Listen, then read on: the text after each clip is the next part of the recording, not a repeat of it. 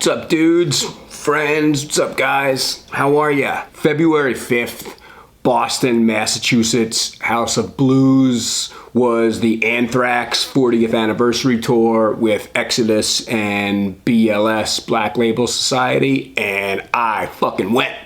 Not only that, I also was part of the VIP experience, which, fuck, man, like, alright, so here's my review, my wrap up of the show and everything. What I'll do is because it was Anthrax's show, they were the headliner, I'll cover them first, and then I'll cover Exodus and then BLS. But first what I'll do though is I'll describe the VIP experience. The House of Blues is a very, very nice, beautiful venue, really cool. I'd been there once before for Slash in 2014. This time, the package got you access to this nearby sort of really cool lounge, restaurant, dining area, and you could hang out there between the VIP and the time that the show started, and it was really, really cool. Just this kind of real laid back, sort of posh, that might be a word. Some people might describe it as cute. I don't know, I just thought it was cool. They had this DJ playing and he was playing Venom. I think he played Bathory 2. He must have been a, first wave black metal fan. Yeah, the Foundation Room. I called it the Foundations Room, plural, the whole night because of Foundations Forum, Pantera, 1990. I just had some fun with that. Okay, the meet and greet, right? First off, they hooked you up with a lot of cool shit. This is the lanyard pass thing that you wore, and I got this signed by the whole band. And then you got a signed lithograph poster for the event.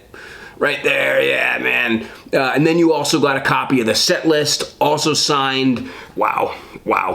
And then Scott Ian threw out one point this pic right here. I don't know if you can see that. It's Linda Hamilton, Terminator 2.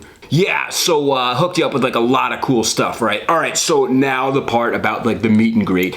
You could take your picture with the band, everybody did, and here it is, yeah, there's me, and there's me with Joey, and I'm glad that I was on the side of Joey in this picture, because here's the thing, right? For all right, so the whole band, really cool. These guys are all really nice guys. Well, fuck it, all right, so I'll start with Joey, right? Here's the thing, here's why this is special. Wait, but before I say that, I'm just gonna talk about Joey's performance during the live show, okay? All right, there are great frontmen out there, okay? Fuck, dude, Phil Anselmo, David Lee Roth, Bruce Dickinson, just on and on and on. But there's something to be said about certain others. Now, when I say this, I'm not trying to make it this particular kind is any better or, superior to. It's something different, and I think it deserves its own sort of recognition, right? And the way I would describe Joey is the same way I would describe Axl Rose as a frontman, okay? It is this, very simply, these couple words. Joey Belladonna, the man is on another planet, okay? There's something about the way he performs live when he comes out and he fucking runs. He's a runner, man. That man runs. He's fast, and but there's something about him where he's not when people talk about oh yeah, I met whomever and stuff, oh, they were so down to earth, no, Belladonna is not down to earth, okay? He floats above the earth, all right? It's tough to describe it. He comes out and he the fucking guy floats, man. He's above the stage. He's just on another plane. I don't know. If you've seen him before, maybe you know what I mean. But he brings it. The man brings a delivery. He delivers, all that. What the fuck I'm trying to say here? I do, but it's just more of a feeling or something. But yeah, dude, just the first time I had noticed this was the first time I saw Anthrax with Belladonna. It was in 2011 on Worship Music Tour. the Worcester Palladium. And I remember, it's always the same when he comes out. It's just, he comes out like a fucking cannonball, dude. You want to talk about like coming in like a wrecking ball? I remember that Miley Cyrus song, dude. Belladonna comes in like a fucking wrecking ball and a cannonball and a fireball and like anything like that. He just comes out and you notice him immediately, and he just, you know, he stays above it, man, on a fucking like metaphysical, spiritual, some kind of shit like that way, you know? Fuck, man. And it's the same thing with Axl Rose. And I know there's other frontmen out there that probably do that too, like what I'm describing. I just can't think of them right now. But anyway, though, so, all right, you know what? Fuck it. I'll just talk about the performance right now. Anthrax was nothing that, like, hasn't been covered on this tour already. I think there's probably many videos out there reviewing, like, the show. But yeah, so, Caught in a Mosh was fantastic. Metal Thrashing Mad was fantastic. All right, so they played Only, which is a John Bush song. I saw them do that at Tattoo the Earth last August, I think it was. And, you know, Joey, he definitely does a great job with it. Personally, I would have rather seen a Belladonna song, okay? I really would have liked to have seen Devil You Know played. Oh, man, like, is that my favorite Anthrax? I don't know, man. I don't know. Is that my favorite Anthrax song? Is Worship Music my favorite Anthrax album? I don't know, dude. That's a real weird, tough thing to think about for me.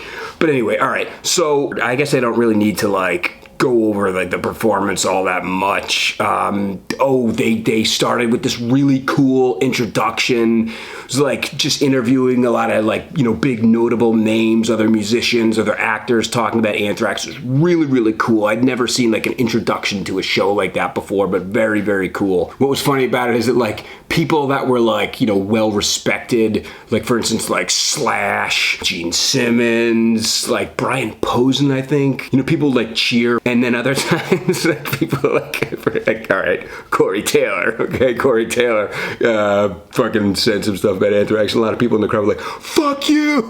Which I thought was pretty funny, you know, "You suck," that type of thing, hilarious. But yeah, very explosive introduction, right?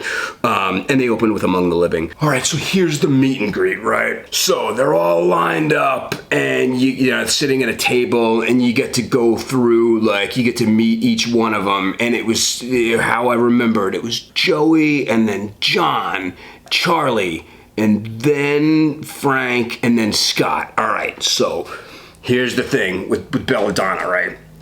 You know, if anybody out there has ever met him before, you know, he's personable, he's nice. But I said this to him, I was like, Joey, I need to thank you. I need to thank you for, did I say you saved my life? I might have, I said something pretty damn serious, and here's why, okay? I told him, I said, Joey, this past September, it was my birthday, and I was like counting down the minutes to it, and I was not looking forward to it. I was really fucking dreading it. I was depressed about it. I was sad. And I said, all of a sudden at midnight, I got a link to a cameo that you recorded for me, and fuck, dude, I said, you took, like, you know, you just changed the trajectory from going straight to shit to all the way up, you know? And like, and he asked me, he said, when I said, like, you know, you saved my life or something, he's like, what do you mean, right? And then I told him that story, and he's like, okay, I just have to ask, because you never know sometimes. But here's the thing that, this is the thing that I took with me that I'll probably never forget, right? He goes, well, how old were you turning? And I said, I was turning 40. And I'll never forget this moment. I'll never forget this moment. His face, like when I said, like, oh, I'm turning 40, right? His face, it was something like this. It was, he was so just like, I could never do it. I could never like duplicate it. You know, he was just like, but it was real though. That was the thing. His response to what I was saying, it was real. And I think what it was that, like, you know, he was trying to say, like, the fuck you talking about 40, man? Like, come back to me when you're looking at 60 or 70 or something like that, you know? But it was just so real. You know, rockers, that's the thing. A lot of them I don't think they really think or place as much importance on age. I mean, Christ, look at some of the like legacy acts that we have out there that are still going strong, you know? Yeah, Kiss is on their farewell tour and everything, but like whatever. Gene's is 70 plus. Steven Tyler's been having some trouble lately. But regardless though, okay, there's a lot of other rockers out there that I don't think really give a shit about age, and you know, rock and metal is the goddamn fountain of youth, and fucking A, right? So anyway, so like, and that's the truth too. I remember like he sends his cameo. Somebody had it recorded for me, and oh my god, man, he was being genuine in it and nice, and it, like, that's the thing, man. Like, some people may get a lot out of a speech or an essay or whatever, an interview from like a scientist, athlete. They might get a lot out of that, and that's cool, all right? But if you are a metalhead though, yeah, someone like Joey Belladonna, Phil Anselmo, Ace Frehley, Steven Tyler, Fenriz, Ross the Boss, Tom Araya, you know, people like that, like, those are your Bill Gates, you know, those are your Neil deGrasse Tyson, that is your Michael Jordan, you know, like that's what I'm trying to say, right? You place a lot of stock in what they say. So when you interact with them and you deduce that something that they've told you or said is real, that's just like, that's some serious shit right there, you know? All right, so that was my interaction with Joey. Didn't really interact a ton with John. I said hello, and then with Charlie, I said, it's kind of funny, with Charlie, I said, like, hey man, I'm like, you're doing a great job out there with Pantera. And his response was, oh, thank you. It was just like that. It was, oh, thank you, right? And I was surprised because it was like, man, that's weird. I thought other people might have, like, you know, he reacted like that was the first time that somebody said anything to him that day about, you know, the Pantera thing. And oh, thank you. It's just like that. And that was pretty damn genuine too, you know? And then Frank was like, he was very friendly, very talkative. He might have said some stuff to me, but I can't really remember. It's just, I was, you know, I'm a starstruck. When I meet people that are famous, I'm starstruck, right? And then, all right, so here's something I kind of pushed myself out of my comfort zone to talk to Scott because I had a question for him that I'd been wondering about for a long time, right? And his response was pretty funny. I think I might have pissed him off a little bit, and I did not mean to. That was not my intention. And you know what? Maybe he wasn't pissed off. Maybe that was just him. I don't know. Maybe that was the way he talks and stuff, and fucking, you know, I love him anyway. So I was like, hey, Scott, I'm like, I was always wondering about this. I go, back in 2006, and his face, he goes like, his face is like, you know what I mean? Like, to him, that was a million years ago. I was like, Scott, I'm like, I always wanted to ask you, I was like, back in 2006, when you were on the Eddie Trunk show with Bach, and I think Chris Jericho was with him too, Bach, Sebastian Bach. I think Chris Jericho was with him too, yeah, and other people I'm forgetting, a few others.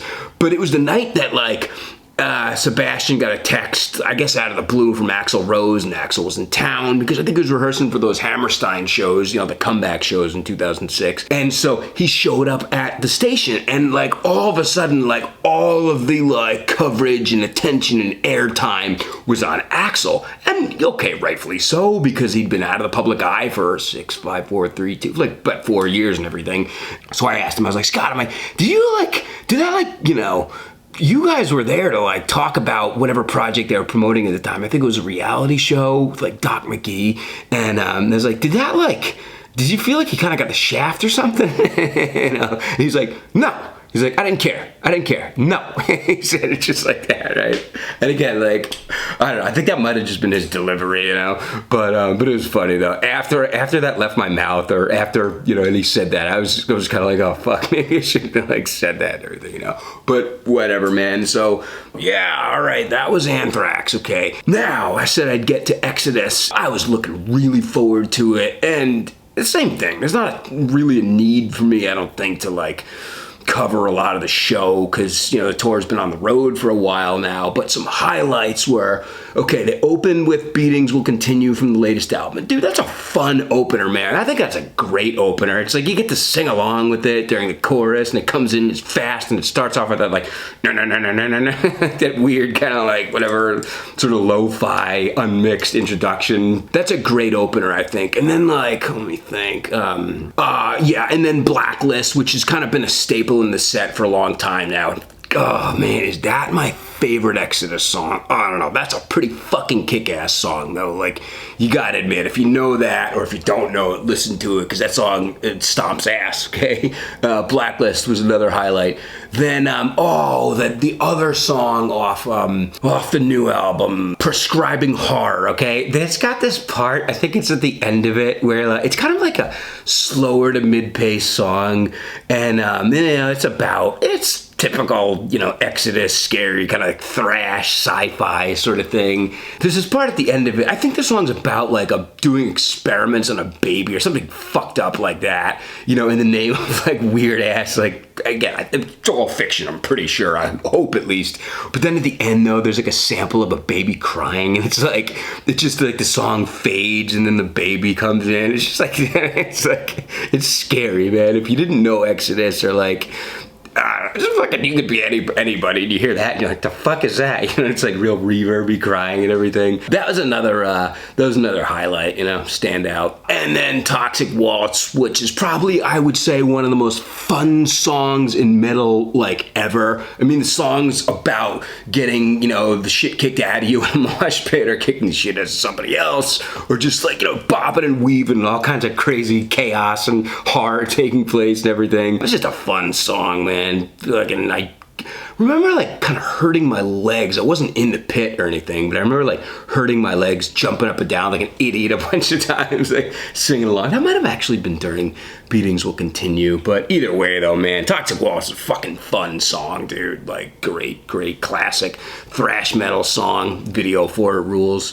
Alright, so yeah, whoa man, is there anything else to say about Exodus? They're just like terrific musicians though, Gary Holt is a shredder, and I love Zetro's voice, man. It's different and it's original, and he's a fucking cool front man, I'm just a big fan of Zetro, I like him a lot. He's fucking cool. That's, I guess, all there really is to say about it. Alright, okay, so that was Exodus. The last band on the bill was the one in the middle. That was BLS. They were awesome as always. I mean, they're just like such amazing musicians, you know what I mean? It's like, when they do that thing toward the end of the set, I think it's during Fired Up, when like Zach and Dario play behind their backs. It's like, okay, people have been playing behind their backs or behind their necks for like, decades and everything. It's nothing new. But it's still pretty fucking insane though, when you really think about it. And especially if you're playing stuff like Zach and Dario, these crazy ass solos, intricate notes and everything, and they're back there and like they're keeping a beat and they're keeping timing and stuff, and I'm watching it and it's like, how the fuck do they do that? You know what I mean? It's like,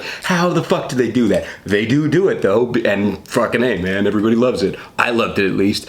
Yeah, so they opened with Funeral Bell, and I think that's a great opener. It's just fucking hard, stomping, dun dun dun dun dun, gets people jumping and everything, But the other thing about their set that I think was kind of different this time, at least this is what I took from it, was that like they played a couple of songs off the new album. When you heard the songs during this performance, it made you want to go back and listen to the new album, listen to it maybe for a first time or listen to it again. I listened to it, Doom Crew, I think it's called. Yeah, but then I listened to it a lot more after this show, and they played that song, Made Me Want to Live, and dude, that's just like a, you know what that song is? That's a working man's metal song, okay? It's just like, I mean, BLS is kind of like a working man's metal band, maybe you could argue. It's funny, I was trying to remember like what the set list was for this, so I Googled, I went to Setlist FM, or no, I Googled it, and like, sometimes there's those fucking frequently asked questions, and they, you know what I'm talking about, they like come up even if you don't want to ask them yourself. But one of the questions was, is BLS a biker band? Or something? What the fuck was it? Hold on a minute. Oh, no, yeah. Is Black Label Society a motorcycle club? Oh, fucking what was it? It was something like that. Is BLS a biker metal band or something? And I just thought it was funny, because it's like, what the fuck does that even mean? Like, what? I get it. I understand. They all look like bikers. They have those, like, the vests, the patches, and all that kind of stuff. But it's like, what the fuck is a biker metal band? Does that mean it's like a band that's like favored by bikers or something? I don't know, dude. But yeah, and then they ended off the way they have been for a while with Stillborn. And I kind of like, I don't know, man. Like, I don't know if that's I think there's other closers that I think in their discography could be better than Stillborn. Yeah, it's a good song, it's originally got Ozzy on it and everything, but it's like, what, like, you know, maybe they could close with like Stoned and Drunk, just something like a little bit more fun sounding. It's kind of like the way when Kiss back in the day would close with Black Diamond. A terrific song. I mean, it's epic, it's memorable, it's awesome. But it's like, as a closer though, you know, Ray Ran, Rock and Roll All Night, is a way better, like, closer for Kiss, you know? Oh, man, is there anything else to say about BLS? Fired Up, yeah, that's when they do the, they played Suicide Messiah. That might be my favorite BLS, I don't know. But all together, though, I just had an awesome time, man. I just had a fun time. And like, anyway though, so all right, well, I guess that's all there is to say about the Anthrax 40th anniversary tour with Exodus and Black Label Society. It was a great experience. I guess that's about it. So, all right, well, if you liked this video, then cool. Maybe you'll consider hitting the thumbs up. And if you like hearing somebody just bullshit about metal, then cool, man. You know, hit the subscribe button. And I guess that's it. So, all right, well, hey, fucking catch you on the flip side, right? All right, stay metal.